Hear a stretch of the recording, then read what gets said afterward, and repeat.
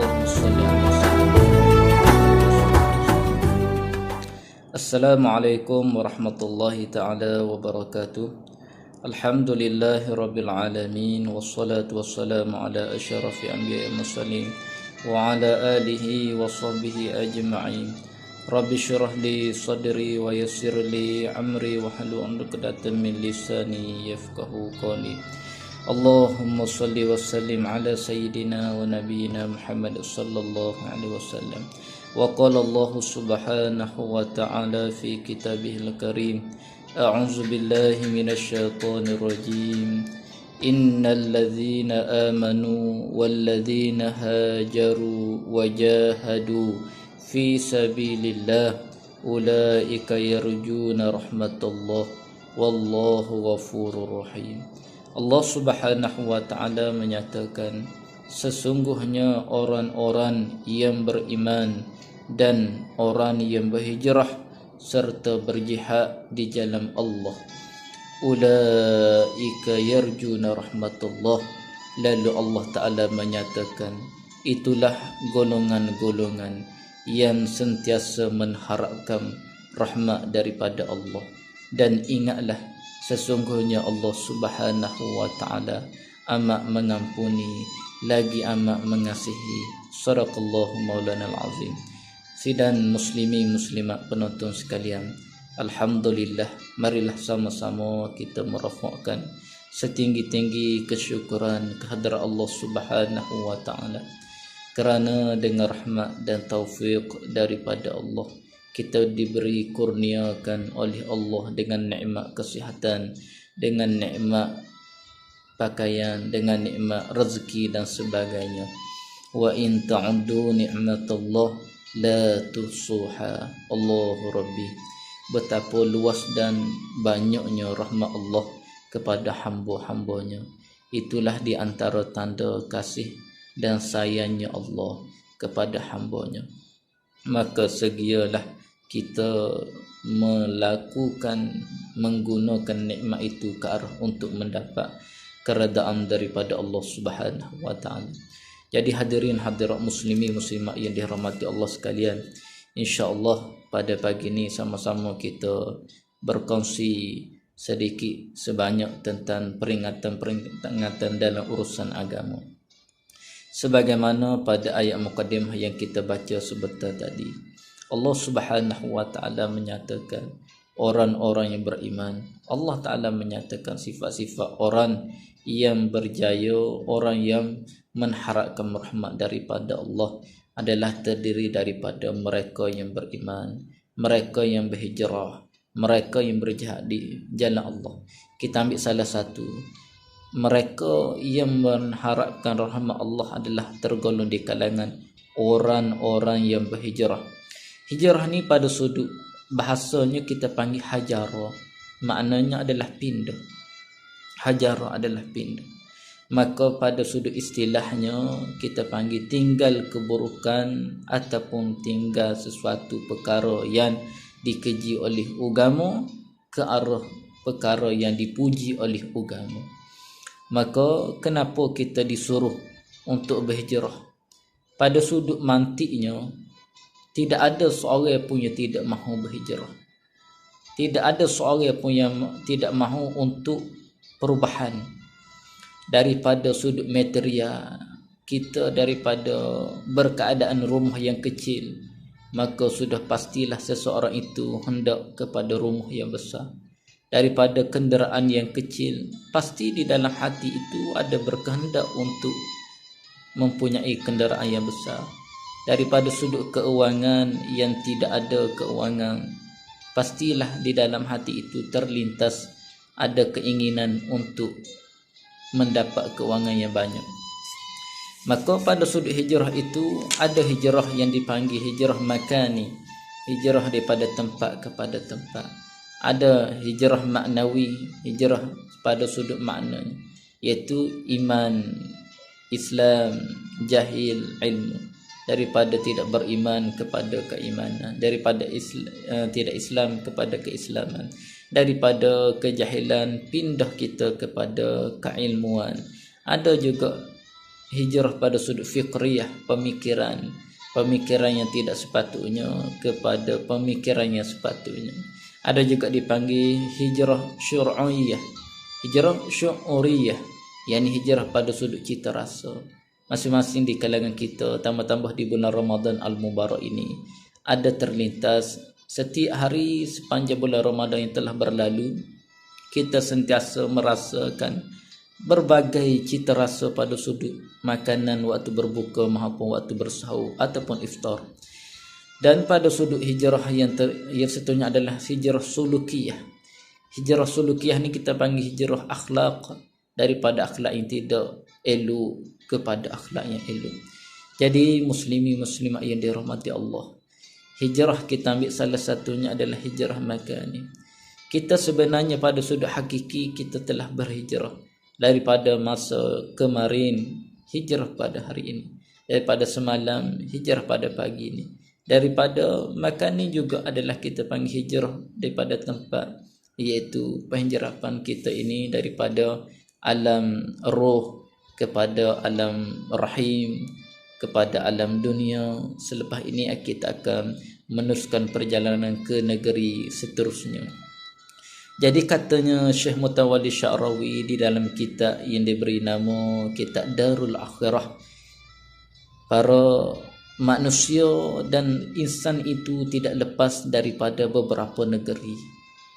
Maka negeri yang pertama yang kita telah lalu, kerana perjalanan negeri ini, perjalanan tempat ini, pada sudut hakikinya kita sedang berjalan. Ada negeri yang telah kita lalui, ada negeri yang kita sedang lalui, dan ada negeri yang kita akan lalui.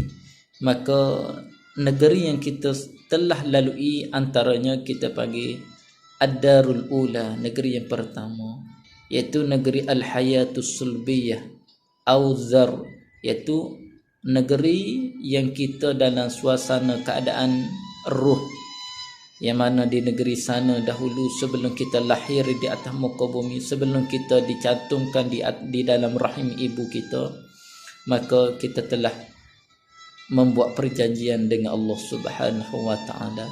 Wa iz akhadha rabbuka min bani adam min zuhurihim zurriyatahum wa ashhadahum ala anfusihim alastu bi rabbikum qalu bala syahidna. Allah Subhanahu wa taala mengambil sekalian ruh, meletakkan di satu tempat yang bernama Wadi Nu'man. Lalu Allah taala menanyakan, alastu bi rabbikum, wahai sekalian ruh, tidakkah aku ini Tuhan kamu? Pada waktu itu sekalian di kalangan kita pun bersaksilah. Qalu bala syahidna, ya engkaulah Tuhan kami, kami bersaksi. Seolah-olah kita menjawab demikian di alam ruh sana dahulu. Seolah-olah kita hidup hari ini, akan datang kita hidup sepanjang kehidupan kita untuk memberi pengabdian diri kita kepada Allah Subhanahu wa taala. Namun Allah taala menyatakan antaqulu yaumal qiyamah, namun ada di kalangan hamba-hambaku di akhirat kelak nanti, inna kunna an hadza ghafilin. Mereka menyatakan kami tergolong di kalangan orang-orang yang rugi. Wal a'yadzu billah. Allahu rabbi. Hadirin muslimin muslimat sekalian, rupa-rupanya kita telah buat perjanjian dengan Allah. Lalu di waktu itu kita lemah, kita kurang, kita dhaif. Kerana apa? Kerana hanya ruh sahaja. Badan masih tidak ada, jasad masih tidak ada pada waktu itu. Begitulah sifat manusia itu. Tatkala dia lemah, sentiasa dia mengingati Allah. Tatkala dia lemah, dia sentiasa mengangkat tadah tangan, memohon doa kepada Allah Subhanahu wa taala. Kita lihat sejarah yang telah berlaku kepada Qarun, yang mana di waktu dahulu beliau susah, sentiasa dia mengungkap kalimah Allah di bibirnya, sentiasa dia mengangkat tadah tangan memohon doa kepada Allah Subhanahu wa taala. Tetapi tatkala diuji dengan harta yang begitu banyak, lalu dia alpa daripada Allah. Begitulah tidak boleh lari daripada manusia itu sifat mudah lupa, mudah bongkak, mudah sombong. Nauzubillahi min zalik. Minta jauh daripada itu. Demikian rupa terhadap di kalangan kita, jangan berlaku demikian rupa. Jadi pertamanya negeri alam ruh yang telah kita lalui. Lalu ad-darus tsani, yakni negeri yang kedua al-hayatur rahimiyah, iaitu sebenarnya kita telah lalui dua negeri dah.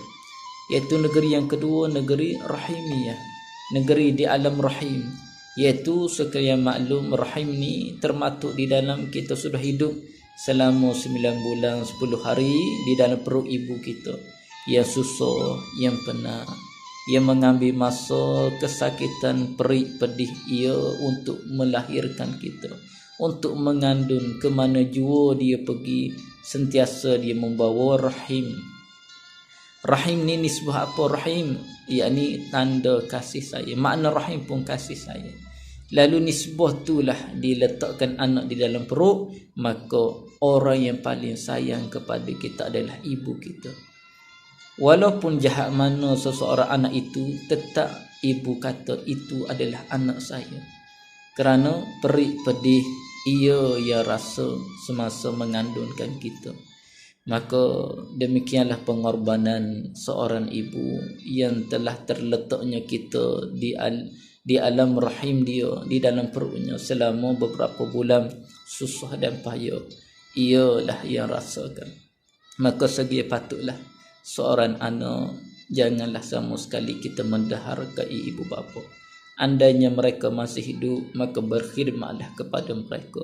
Andainya mereka telah meninggalkan kita, maka berkhidmatlah kepada mereka dengan mengirim hadiah Al-Fatihah dan hadiah-hadiah doa dan sebagainya, harta wakaf untuknya sebagai perjalanan negeri akhirat.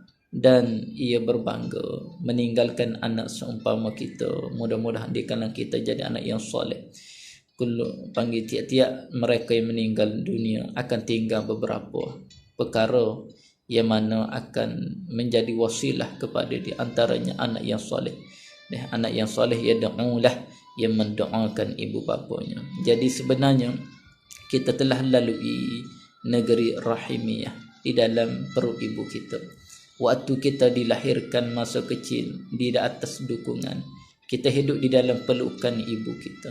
Kita hidup di dalam dukungan ibu kita. Lalu kita remaja, kita dipapuh, didampingi dengan kasih sayang ibu kita. Lalu bagaimana mungkin seseorang itu tatkala sudah besar, sudah merasa dewasa, mereka itu berani menengking, berani menerkah, berani meninggikan suara kepada ibunya. Waktu ia lemah, waktu ia bayi, ibunya yang menyusunya. Ibu kita yang mendukung, yang memapuh kita, yang membawa ke mana jua kita tadi. Tetapi manusia tatkala besar, sudah dewasa, ia sudah berani melawan ibunya. Allahu Rabbi, satu kedurhakaan yang besar terhadap ibu bapa.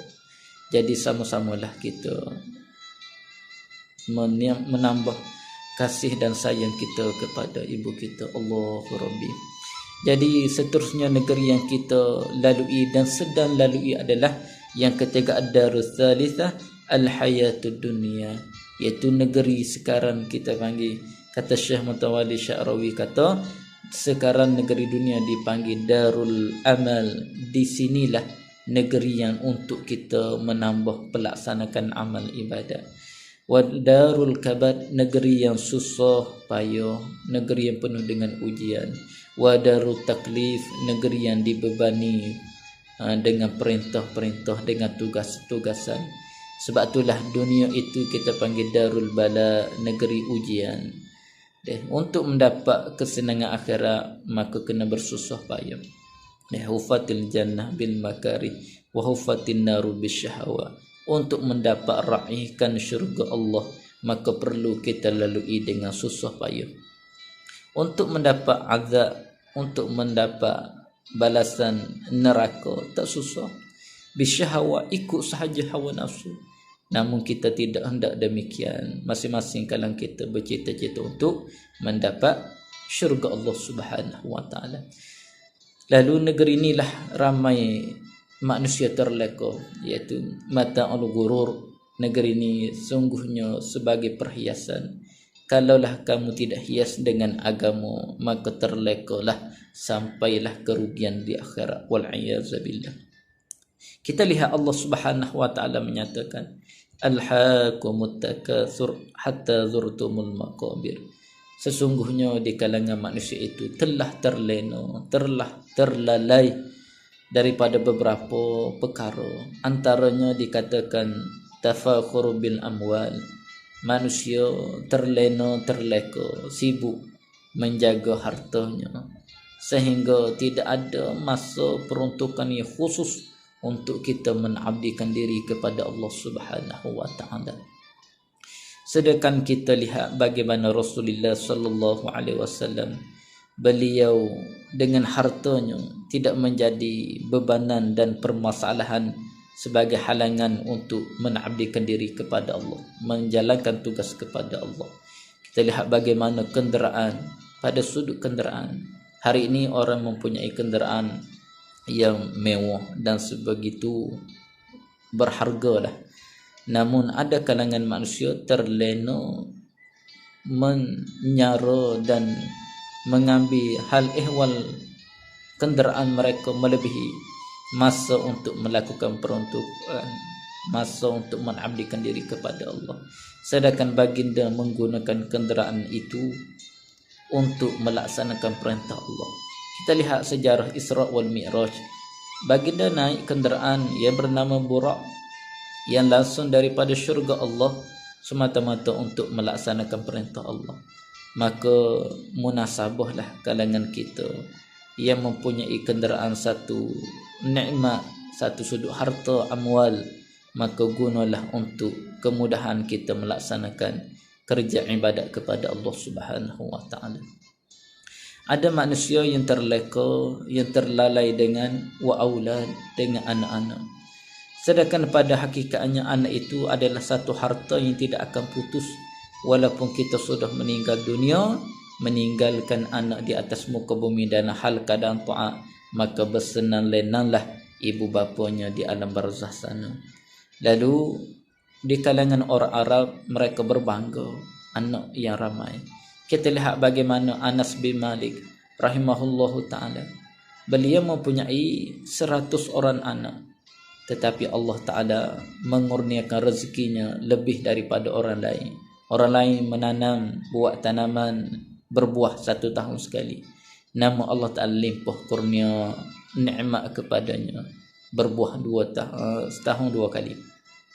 Lalu kita lihat bagaimana Nabi Daud AS berazam untuk mendapat anak 100 orang. Semata-mata apa? Untuk menegakkan agama Allah. Tatkala berlaku peperangan, ada berlaku peperangan dalam Islam, maka kata Nabi Daud AS, gunalah anak aku seramai 100 orang akan datang nanti. Itulah di antara anak yang mana ada kalanya hiasi dengan agama, dia menjadikan kita senang akhirat. Tidak hiasi dengan agama, ia menjadikan fitnah yang besar kepada ibu bapa. Lalu katanya Syekh Mutawalli Sya'rawi, kalangan manusia itu terleka dengan warijal, dengan kedudukan, pangkat dan jawatan. Bagaimana mungkin kita mampu terleka dengan pangkat dan jawatan, sedangkan kita tidak mampu mendandingi Nabiullah AS, iaitu Nabi Sulaiman AS. Beliau raja di kalangan raja di atas muka bumi. Di antara pemerintah dunia, beliau mempunyai beratus-ratus orang isteri, pangkat jawatan yang begitu tinggi, istana dan harta yang begitu mewah. Namun ketaatan ia kepada Allah tidak pernah terleka, tidak pernah terlalai. Allahu Rabbi. Namun demikian rupalah bimbangnya, takutnya kita tatkala hartanya banyak, tidak disusuli dengan amal ibadah, tidak dipandu dengan agama, pangkat yang tinggi tidak dipandukan dengan agama, maka Allah satu kebinasaan yang besar pada seseorang itu. Kalau kita lihat bagaimana pada sudut kesusahan pula, kerana ada orang mengadu susahnya kehidupan, maka tidak boleh buat taat kepada Allah. Tidak. Kita lihat bagaimana berlaku kepada Nabi Isa AS. Beliau diuji dengan kesakitan, beliau diuji dengan berbagai-bagai ujian, namun tetap melaksanakan ibadat ketaatan kepada Allah, tidak menjadi halangan kepadanya. Jadi negeri yang seterusnya kita panggil negeri Darul Ar-Rabi'ah, negeri yang keempat, yaitu Al-Hayatul Barzakh, yaitu negeri kehidupan yang kita akan pergi. Sebelum itu, sebentar tadi kita bicara negeri Darul Kaba wa Darul Ama wa Darul Taklif, negeri yang susah payah, negeri yang perlu kita menyediakan amal, yaitu negeri dunia yang sedang kita lalui ini. Dan sedang kita lalu inilah kita perlu ingat hakikat kita, daripada mana kita datang dan untuk apa kita hidup ni, dan kita nak pergi ke mana. Itu kita panggil matlamat hidup. Orang yang tidak ingat akan matlamat hidup, maka dia tersasar daripada jalan kebenaran. Jalan yang hakiki untuk pergi ke syurga Allah Ta'ala itu jauh, kerana tidak ada matlamat daripada mana kita mari dan untuk apa kita hidup, dan akan datang kita nak pergi ke mana. Jadi yang seterusnya kita panggil negeri yang keempat ialah Darul Barzakh, negeri Barzakh, yang mana barzakh ni satu tabir kehidupan dunia dan kehidupan akhirat, satu tabir sahaja, seolah-olah senipis kulit bawang sahaja untuk kita menempah kematian, yang mana kematian kita masing-masing telah ada pengetahuan di sisi Allah Subhanahu wa taala tarikh kematian. Satu hikmah Allah Taala sembunyi tarikh kematian kita adalah supaya kita dapat meneruskan hidup dengan harmoni, dengan aman damai. Kalaulah Allah Taala khabarkan kepada kita tarikh kematian, nescaya kerisauan, kegerungan, nak hidup pun tidak ada semangat. Maka oleh demikian, bagi orang yang beriman, dia yakin dan percaya kita akan pergi berpindah, nak dan tidak mahu pun ataupun tidak mahu, kita pasti kena hantar diri kita kepada Allah. Allah Ta'ala memanggil kita, ya ayyatuhan nafsul mutmainnah, wahai jiwa-jiwa yang tenang, kembalilah kalian kepadaku. Allah Ta'ala panggil kita lembut. Allah Ta'ala panggil kita dengan nada yang indah, ya ayyatuhan nafsul mutmainnah, wahai jiwa-jiwa yang tenang, irji'i ila rabbiki radiyatan mardiyah, baliklah semula setelah sekian lama kamu hidup di atas muka bumi. Maka di alam kubur inilah, kalau kita baca sirah sejarah yang berlaku kepada Sayyidina Uthman bin Affan, beliau tak kala dengar sahaja berita tentang alam kubur, alam kematian, nescaya menitislah air matanya sehingga membasahi lehyah janggutnya sehingga basah kerana mengingatkan kematian. Dengar sahaja berita tentang kubur, maka menangislah Sayyidina Uthman bin Affan kerana beliau pernah mendengar baginda Nabi menyatakan, awalu, negeri yang pertama sekali nisbah pada akhirat, manzil min manazil, yakni barzakh, negeri yang pertama bagi negeri akhirat adalah alam kubur lah. Barang siapa yang selamat di sana, maka perjalanan seterusnya di haud, di mizan, di sirat lebih mudahlah untuk ditempuhi. Kalaulah di kubur pun tidak selamat, maka perjalanan seterusnya makinlah susah bagi seseorang manusia itu. Jadi negeri inilah kita panggil negeri barzakh, inilah yang memberi peringatan yang besar kepada waliullah yang bernama Rabi'atul Adawiyah. Rabi'atul Adawiyah, kalau kita baca sirah sejarahnya, beliau merupakan orang yang abid, ibadat yang begitu banyak, berpuluh-puluh tahun ibadat. Namun tak kala beliau mendengar sahaja berita tentang kematian, beliau boleh pensangkan diri, terkejut pensangkan diri. Tak kala beliau melaksanakan ibadat solat, waktu sujudnya, maka dikatakan dalam sejarah menjadi takungan air di tepi tempat sujudnya. di sisi matanya menjadi ada kesan aliran air matanya. Kita tengok di sisi matanya ada kesan laluan air matanya. Kerana apa? Kerana banyaknya, kuatnya dia menangis kepada Allah Subhanahu wa taala.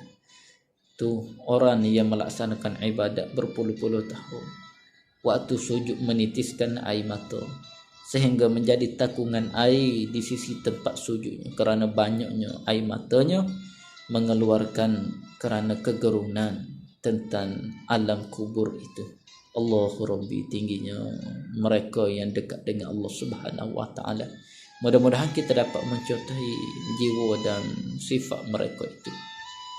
Lalu negeri yang terakhirnya adalah Darul Khamisah Al-Hayatul Haqiqiyah, negeri yang hakiki yang menjadi matlamat kita, yaitu Darul Khulud, negeri yang kekal, wa Darul Baqa, negeri yang kekal, Darus Sa'adah, negeri yang bahagia, wa Darus Syaqa, ataupun sebaliknya. Mudah-mudahan sidang penonton sekalian di kalangan kita dapat mengecapi sama-samalah kita berada di atas jalanan keimanan kepada Allah, ketaatan kepada Allah, lalu kita dikumpulkan oleh Allah di akhirat kelak esok dalam hal keadaan orang-orang yang beriman bersama para nabi, para rasul, para alim ulama, dan bersama-samalah kita menuju ke syurga Allah Subhanahu wa taala. Allahumma inna nas'aluka ridhaka wal jannah, Allahumma inna nas'aluka ridha wa qaribun ilal jannah.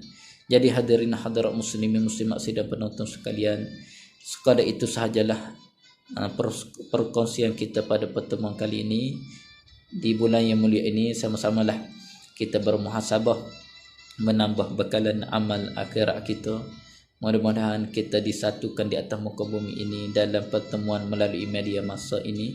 Lalu Allah Ta'ala menyatukan hati-hati kita untuk mendapat rahmatnya dan dikumpulkan bersama orang-orang yang soleh di dalam syurga Allah Subhanahu wa taala. Apa yang baik itu datang daripada Allah, apa yang salah silap datang daripada kelemahan saya. Aku qali hadza wa astaghfirullahaladzim wa lakum. Assalamualaikum warahmatullahi taala wabarakatuh. Allahumma la yuhzamu junduk